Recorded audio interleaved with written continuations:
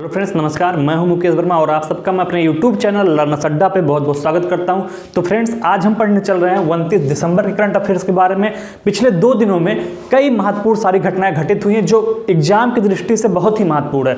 तो फ्रेंड्स, इस लेक्चर में जो हम टॉप 10 कलेक्शन लेके आप सबके सामने आए हैं टॉपिकों का, वो बहुत ही महत्वपूर्ण, जैसे डिजी लॉक आया है, बहुत ही महत्वपूर्ण टॉपिक है डिजी बॉक्स। ठीक है, तो डिजी बॉक्स क्या है, ये एक महत्वपूर्ण टॉपिक आया है। भारत के सबसे बड़े हॉकी स्टेडियम का निर्माण कहां पे किया जा रहा है, स्थापना कहां पे किया जा रहा है, ये महत्वपूर्ण टॉपिक पिछले 2 दिन में आया है। ठीक है, PR इनसाइट ऐप कहां पे लॉन्च किया गया। तो कई सारी विज्ञान और प्रौद्योगिकी की दृष्टि से, राज्यों की दृष्टि से, अन्य दृष्टि से कई महत्वपूर्ण तथ्य मैंने कलेक्ट किए हैं जो आप सबके सामने मैं भी प्रस्तुत करने चल रहा हूं। तो फ्रेंड्स, आज हम देखेंगे 29 दिसंबर के करंट अफेयर्स के बारे में। तो आइए चलते हैं सीधे अपने टॉपिक पे और देखते हैं आज करंट अफेयर्स की पहली महत्वपूर्ण टॉपिक क्या है। तो फ्रेंड्स, आज करंट अफेयर्स की पहली महत्वपूर्ण टॉपिक जो चर्चा में वो हैदराबाद है।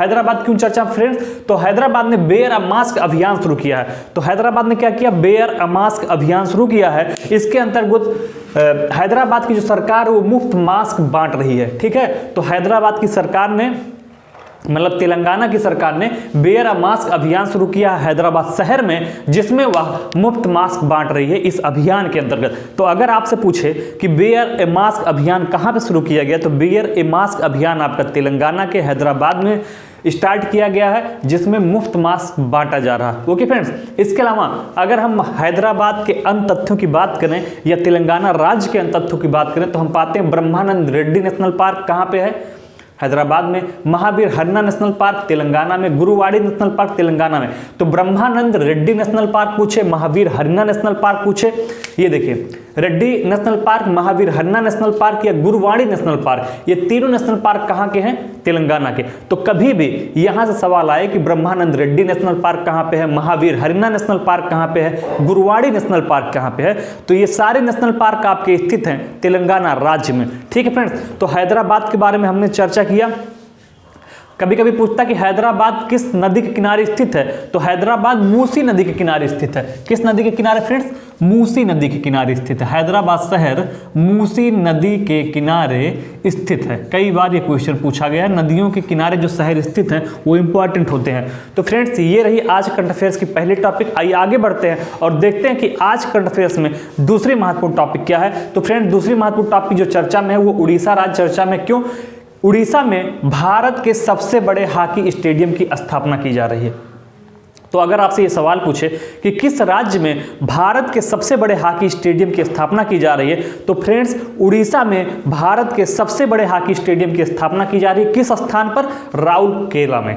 तो उड़ीसा के राउरकेला में भारत के सबसे बड़े हॉकी स्टेडियम की स्थापना की जा रही है। ठीक है, कहां पे, तो Biju Patnaik university of technology campus में। तो Biju Patnaik university of technology है, उसी के कैंपस में इस स्टेडियम को बनाया जा रहा है। और अगर इसकी क्षमता की बात करें तो फ्रेंड्स 20,000 लोग यहां पे बैठ सकते हैं और हॉकी का आनंद उठा सकते हैं। तो उड़ीसा में भारत के सबसे बड़े हॉकी स्टेडियम की स्थापना की जा रही है। उड़ीसा के राउरकेला में किस यूनिवर्सिटी में, तो Biju Patnaik university of technology campus में पूछ सकता है।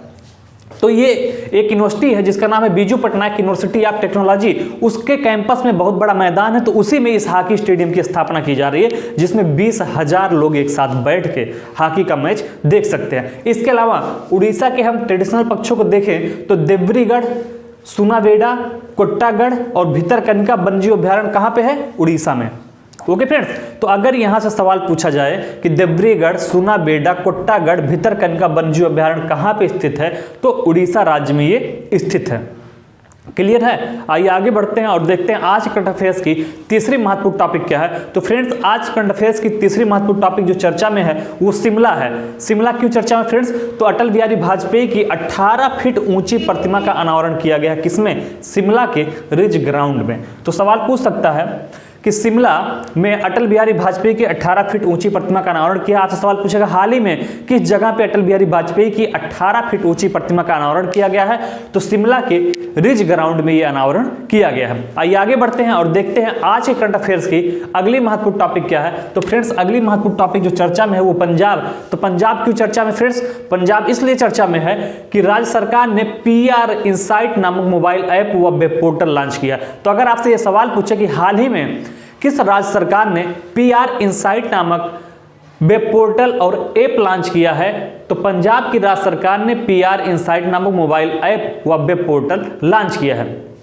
किस लिए लॉन्च किया गया इसको, ये जानना जरूरी है। तो फ्रेंड्स, नागरिक केंद्रित सेवाओं की डिलीवरी में सुधार करने के लिए, जैसे आप आय प्रमाण पत्र बनवाते हैं, आप जाति प्रमाण पत्र बनवाते हैं, आप किसी अन्य प्रमाण पत्र के लिए आवेदन करते हैं, तो इन सारी चीज़ों की जो डिलीवरी होती है बहुत देर में होती है। आप आवेदन आज करते हैं, 10 दिन बाद 20 दिन बाद मिलता है। तो डिलीवरी में जो सुधार होना चाहिए उसी के लिए ऑनलाइन प्लेटफॉर्म लॉन्च किया गया, ताकि आपको जल्दी से जल्दी जो भी नागरिक केंद्रित सेवाएं हैं, जो भी ऐसे कार्य हों, आपको जल्दी जल्दी प्रोवाइड कराए जाएं। तो इस वजह से PR इनसाइट नामक मोबाइल ऐप व वेब पोर्टल लॉन्च किया गया। अगर हम बात करें पंजाब के अन्य पक्षों की, तो हरिके अबोरा बनजीव बिहार कहाँ पे है? पंजाब में। अगर आपसे पूछे कि हरिके बनजीव बिहार कहाँ पे है, तो हरिके वन्यजीव बिहार और अबोरा वन्यजीव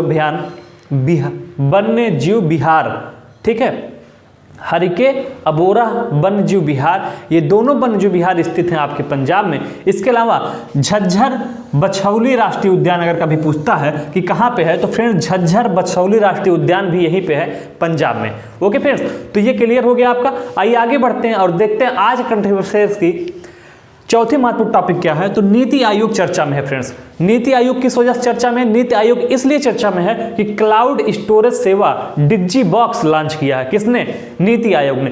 तो नीति आयोग ने क्लाउड स्टोरेज सेवा डिजी बॉक्स को लॉन्च किया है। ये बहुत ही हिट टॉपिक है और एग्जाम में पूछा जाएगा। विज्ञान और प्रौद्योगिकी की दृष्टि से बहुत बड़ा इनोवेशन है, चूंकि भारत सरकार की नीति आयोग ने इसको स्वयं बनाया है, क्लाउड स्टोरेज सेवा को। तो आपसे पूछ सकता है डिजी बॉक्स क्या है? तो डिजी बॉक्स एक क्लाउड स्टोरेज, मतलब कि मेमोरी को स्टोर करने वाली, जैसे आप गूगल ड्राइव देखते हैं उस पर आप जाके डाटा अपना सेव कर सकते हैं और कहीं पे भी जाके ओपन कर सकते हैं। तो आप सबको पता होगा कि इधर चाइना से जब कन्फ्लिक्ट चल रहा था तो भारत सरकार ने चाइना के कई ऐप पर बैन लगाया है। तो उसी के अंतर्गत उन्होंने भारत आत्मनिर्भर भारत अभियान शुरू किया है, जिसके अंतर्गत ये डिजी बॉक्स आपका बनाया गया है नीति आयोग के द्वारा। अभिकांत कांत जो नीति आयोग के CEO हैं वो खुद इसमें इंटरेस्टिंग थे, खुद इसके साथ उन्होंने काम किया है और ये डिजी बॉक्स बना है, जो कि एक स्टोरेज ऐप होगा। इसको आप डाउनलोड कर सकते हैं, उस पर अपना ID बना सकते हैं और इसके बाद उस पर आप चाहें तो कितने डाटा, तो 20 GB तक डाटा सेव कर सकते हैं। ठीक है, 20 GB तक डाटा आप सेव कर सकते हैं डिजी बॉक्स में। तो digibox.com पे आप जाइए, वहां से डिजी बॉक्स को आप डाउनलोड कर सकते हैं। ठीक है, या गूगल प्ले स्टोर में जाके आप डिजी बॉक्स को डाउनलोड कर सकते हैं और उस पर 20 GB तक का डाटा सेव कर सकते हैं, जैसे आप गूगल ड्राइव पे सेव कर सकते थे। क्लियर है फ्रेंड्स? यह भारत की स्वदेशी रूप से विकसित की गई है, भारत की डिजी बॉक्स। तो किसी और देश को फायदा पहुंचाने से क्या फायदा? आज ही सारे ऐप डिलीट करिए और डिजी बॉक्स तुरंत डाउनलोड करिए। ठीक है, भारत सरकार का अपना ऐप है और इस पे आपको जो कुछ सेव करना, 20 GB तक का डाटा आप अपने डॉक्यूमेंट्स वगैरह सब सेव करके रख सकते हैं और कहीं भी एक्सेस कर सकते हैं। इसको शेयर करने के लिए इंस्टा शेयर फीचर्स भी उसमें दिया गया। क्या दिया गया है? इंस्टा शेयर फीचर्स, मतलब आप तुरंत उसको शेयर भी कर सकते हैं और ये जो शेयर करेंगे ये 45 दिन तक वहां रहेगा, 45 दिन बाद अपने आप वहां से डाटा ये डिलीट हो जाएगा। तो इंस्टा शेयर फीचर इसमें दिया गया डिजी बॉक्स में, जिसके माध्यम से आप अपना डाटा किसी और के साथ शेयर भी कर सकते हैं। ठीक है, और वो डाटा सुरक्षित रहता है 45 दिन तक जो आपने शेयर किया। डिजी बॉक्स का फुल फॉर्म जो है digital asset management platform, digital asset management platform इसका फुल फॉर्म है। ठीक है, भारत की स्वदेशी रूप से विकसित की गई है। कितने जीबी तक का डाटा आप स्टोर कर सकते हैं? तो फ्रेंड्स 20 GB तक का डाटा आप इसमें स्टोर कर सकते हैं। तो नीति आयोग ने क्लाउड स्टोरेज सेवा डिजी बॉक्स लॉन्च किया है। आपसे सवाल ये पूछे कि डिजी बॉक्स क्या है? तो डिजी बॉक्स इस क्लाउड स्टोरेज सेवा है, सर्विस है, जिसमें आप डाटा स्टोर कर सकते हैं अपने मोबाइल में 20 GB तक का। ठीक है, क्लियर रहेगा? नीति आयोग ने बनाया है, भारत की आत्मनिर्भर पहल की तहत ये बनाई गई ऐप है। तो याद रखिएगा, अगर आप कोई और ऐप इस समय यूज कर रहे हैं किसके लिए? स्टोरेज के लिए, तो डिलीट करिए और भारत का अपना डिजिटल बॉक्स ऐप अपने मोबाइल में इंस्टॉल करिए। आइए आगे बढ़ते हैं और देखते हैं आज का अगला करंट अफेयर्स क्या है। तो फ्रेंड्स आज का 6वां करंट अफेयर जो चर्चा में है, आर्या राजेंद्रन। तो आर्या राजेंद्रन एक महिला है, एक बालिका है जो कि चर्चा में है 21 वर्षीय। क्यों चर्चा में है? तो भारत की सबसे कम उम्र की मेयर बनी है ये। ठीक है, चुनाव इन्होंने जीत लिया तेलंगाना में, तिरुवनंतपुरम की ये मेयर बनी है, भारत की सबसे कम उम्र की मेयर बनेंगी। ठीक है, कहां से जीती है? तिरुवनंतपुर से। ठीक है, तो ये मेयर निर्वाचित हुई है तिरुवनंतपुर में, CPM पार्टी से। इनकी उम्र है मात्र 21 वर्ष। ठीक है। और ये अभी बीएससी सेकेंड ईयर की स्टूडेंट है। तो बीएससी सेकेंड ईयर की स्टूडेंट आर्या राजेंद्रन, जिनकी उम्र मात्र 21 वर्ष है, वो मेयर चुनी गई है तिरुवनंतपुरम से और सबसे कम उम्र में मेयर बनने वाली महिला बन गई हैं। तो भारत की सबसे कम उम्र की मेयर, महिला नहीं, सबसे कम उम्र की मेयर पुरुष में और महिला में मिला के, मेल फीमेल दोनों में सबसे कम उम्र की है, ठीक है। तिरुवनंतपुर से जीती हैं सीपीएम पार्टी से। तो ये आज करंट अफेयर्स की टॉप 6 टॉपिक हमने पढ़ के खत्म किया। इसके आगे बढ़ते हैं और देखते हैं कि बचे हुए अन्य 4 और महत्वपूर्ण टॉपिक कौन से हैं। तो फ्रेंड्स आइए देखते हैं जो बाकी के बचे हुए 4 और करंट अफेयर्स हैं उन पे भी चर्चा करते हैं। तो फ्रेंड्स आज करंट अफेयर्स का 7वां महत्वपूर्ण टॉपिक जो चर्चा में है वो है आयकर विभाग। तो आयकर विभाग की चर्चा में फ्रेंड्स, आयकर विभाग इस वजह से चर्चा में है क्योंकि आयकर विभाग ने झटपट प्रोसेसिंग नामक नई पहल शुरू की है। कौन सी पहल? तो झटपट प्रोसेसिंग नामक नई पहल किसके द्वारा शुरू किया गया है? आयकर विभाग के द्वारा। आपसे सवाल पूछेगा एग्जाम में कि झटपट प्रोसेसिंग पहल किसने शुरू किया? तो फ्रेंड्स झटपट प्रोसेसिंग पहल शुरू किया है आपके आयकर विभाग ने। क्यों? इसलिए ताकि आईटीआर रिटर्न को आसान बनाया जा सके। तो आईटीआर रिटर्न क्या होता है? इनकम टैक्स रिटर्न, ठीक है। तो आईटीआर का मतलब इनकम टैक्स, आर से होता है रिटर्न। तो आईटीआर को आसान बनाने के लिए, मतलब इनकम टैक्स रिटर्न जो होती है प्रोसेस, उसको आसान बनाने के लिए, ताकि ज्यादा से ज्यादा लोग इनकम टैक्स रिटर्न भरें, इसलिए आयकर विभाग ने झटपट प्रोसेसिंग नामक नई पहल शुरू किया है। आइए आगे बढ़ते हैं और देखते हैं आज करंट अफेयर्स की 8वीं महत्वपूर्ण टॉपिक क्या है। तो फ्रेंड्स आज करंट अफेयर्स में 8वीं महत्वपूर्ण टॉपिक जो चर्चा में है राजस्थान। तो राजस्थान की चर्चा में है, ईज ऑफ डूइंग बिजनेस को सफलतापूर्वक पूरा करने वाला 6वां राज्य कौन बन गया है? राजस्थान। तो ईज ऑफ डूइंग बिजनेस के स्टैंडर्ड को प्राप्त करने वाला सफलतापूर्वक राज्य 6वां बन गया है आपका राजस्थान। तो अगर आपसे सवाल पूछे कि ईज ऑफ डूइंग बिजनेस को सफलतापूर्वक पूरा करने वाला 6वां राज्य कौन बन गया है या हाल ही में नया राज्य कौन बना है, तो इसका सही जवाब होगा राजस्थान। अब अगर बात आ गई कि राजस्थान 6वां है, तो ये जानना भी जरूरी है कि उसके पहले के 5 कौन और हैं। तो उसके पहले के 5 राज्यों की बात करें तो आंध्र प्रदेश, एपी मतलब आंध्र प्रदेश है, अरुणाचल में समझिएगा, ठीक है, लिख दे रहा हूं मैं। आंध्रा पी मतलब आंध्र प्रदेश, कर्नाटका, मध्य प्रदेश, तेलंगाना, तमिलनाडु और अब 6वां बन गया राजस्थान। ये देखिए 1 2 3 4 5, 6वां है राजस्थान। तो ईज ऑफ डूइंग बिजनेस को सफलतापूर्वक पूरा करने वाला 6वां राज्य कौन बना है? राजस्थान। पहला राज्य कौन था? आंध्र प्रदेश। दूसरा कौन था? कर्नाटका। तीसरा कौन था? एमपी। चौथा कौन था? तेलंगाना। 5वां कौन था? तमिलनाडु। और 6वां कौन बन गया है? राजस्थान। ठीक है। अगर हम राजस्थान के अन्य तथ्यों को देखें तो पाएंगे कि इंदिरा रसोई योजना कहां चलाई जा रही है? इंदिरा रसोई योजना आपकी राजस्थान में चलाई जा रही है। इसके अलावा ऑपरेशन डेजर्ट चेंज कहां चलाया जा रहा है? तो ऑपरेशन डेजर्ट चेंज भी राजस्थान में चलाया जा रहा है, क्योंकि राजस्थान में डेजर्टों की संख्या बहुत ज्यादा है, काफी बड़े क्षेत्रफल में डेजर्ट वहां पाए जाते हैं, रेगिस्तान पाए जाते हैं। तो ऑपरेशन डेजर्ट चेंज चलाया गया राजस्थान में। इंदिरा रसोई योजना भी राजस्थान में ही चलाई गई है। ठीक है, आइए आगे बढ़ते हैं और देखते हैं आज करंट अफेयर्स में 9वीं महत्वपूर्ण टॉपिक क्या है जो चर्चा में है, ई संपदा। तो हरदीप सिंह पुरी द्वारा इसको लॉन्च किया गया। ई संपदा को आवास एवं शहरी मामलों के मंत्री हैं। तो ई संपदा एक मोबाइल ऐप है। अगर पूछे आपसे ई संपदा किसके द्वारा लॉन्च किया गया है, किसका ऐप है, तो ई संपदा हरदीप सिंह पुरी द्वारा लॉन्च किया गया, जो कि आवास एवं शहरी मामलों के मंत्री हैं। ठीक है, और ई संपदा एक मोबाइल ऐप है।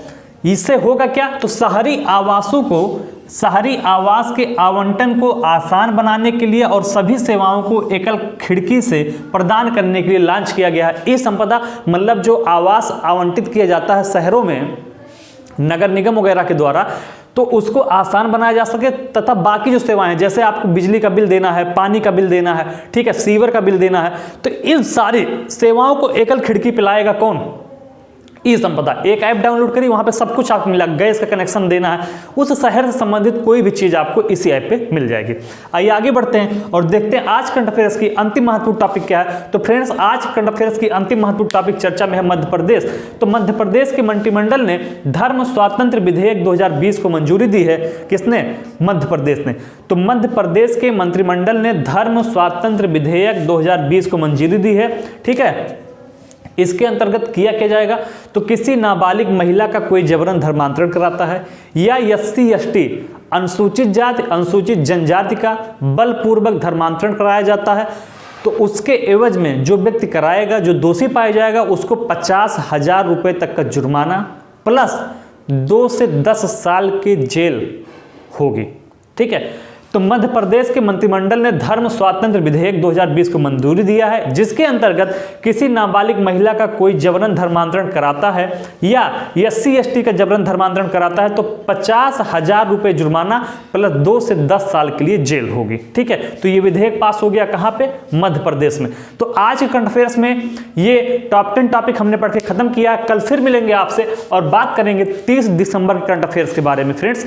तो सुबह 8 बजे पर डे आपको मिल रहा है करंट अफेयर, शाम को 6 बजे मिलेगा आपको लाइव UPSI के लिए पॉलिटी स्पेशल पढ़ा रहा हूं। बाकी सारे एग्जाम में वही पॉलिटी आती है, लेकिन UPSI को खासकर ध्यान में रखते हुए ये क्लास ली जा रही है। तो ज़्यादा से ज़्यादा लोगों को ये रिकमेंड करिए। ये सारे क्लास देखने के लिए आप डिस्क्रिप्शन बॉक्स में जाइए, वहां पे प्लेलिस्ट दिया गया है, UPSI का प्लेलिस्ट दिया गया जिसमें लेक्चर 1 से लेके अब तक जो पढ़ाया गया लेक्चर 7, वहां पे आपको 7 क्रम से मिल जाएंगे, 1 2 3 4 5 6 7। ठीक है, और अगर पूरे महीने का करंट अफेयर देखना है दिसंबर का, तो भी इसका भी प्लेलिस्ट वही दिया गया है डिस्क्रिप्शन बॉक्स में। आप डिस्क्रिप्शन बॉक्स में जाइए, उसको ओपन करिए प्लेलिस्ट, वहां 1 दिसंबर से लेके 29 दिसंबर तक का करंट अफेयर्स आपको क्रम से पर डे वाइज मिल जाएगा। ठीक है, तो क्रम से UPSI और डेली करंट अफेयर्स की क्लास देखने के लिए डिस्क्रिप्शन बॉक्स में जाइए, प्लेलिस्ट को ओपन करिए और चैनल को सब्सक्राइब करिए ताकि नई जो भी क्लास आपको मिले तुरंत आपको नोटिफिकेशन उसका पहुंच जाइए। ठीक है फ्रेंड्स, तो ज्यादा से ज्यादा लोगों के पास शेयर करिए, मनोबल बढ़ाइए टीम का और खुद का भी मनोबल बढ़ाइए कि आप जो पढ़ रहे हैं